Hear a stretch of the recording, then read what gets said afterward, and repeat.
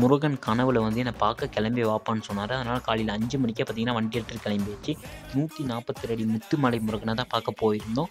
போகிற வழியில் பார்த்தீங்கன்னா முனியப்பன் சிலையை பார்த்தோம். அப்படியே பார்த்து சாமி கும்பிட்டு கிளம்பணும். வண்டியில் பெட்ரோல் கம்மியாக இருக்குன்னா வண்டிக்கு பெட்ரோல் போட்டு போகணும். டீ சாப்பிட்டு அப்படியே போகணும். போகிற வழியில் பார்த்தீங்கன்னா ரோட்லேருந்து முத்துமலை முருகன் தெரிவார்னு சொன்னாங்க. நாங்கள் போகிற வழியில் பார்த்தோம். அதேமாதிரி முத்துமலை முருகன் தெரிஞ்சார். நாங்கள் அதை பார்த்துட்டு நாங்கள் அப்படியே நேராக போயிட்டோம். அப்புறம் யூட்டன் அடிச்சுட்டு திரும்பி வந்தோம்.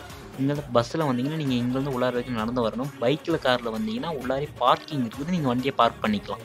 நாங்கள் வண்டியை எடுத்துகிட்டு உள்ளார பார்க் பண்ணிவிட்டு அப்புறம் உள்ளார போனோம். பூஜைக்கு தேவையான சாமானத்தெல்லாம் வாங்கிட்டு நாங்கள் போனோம்.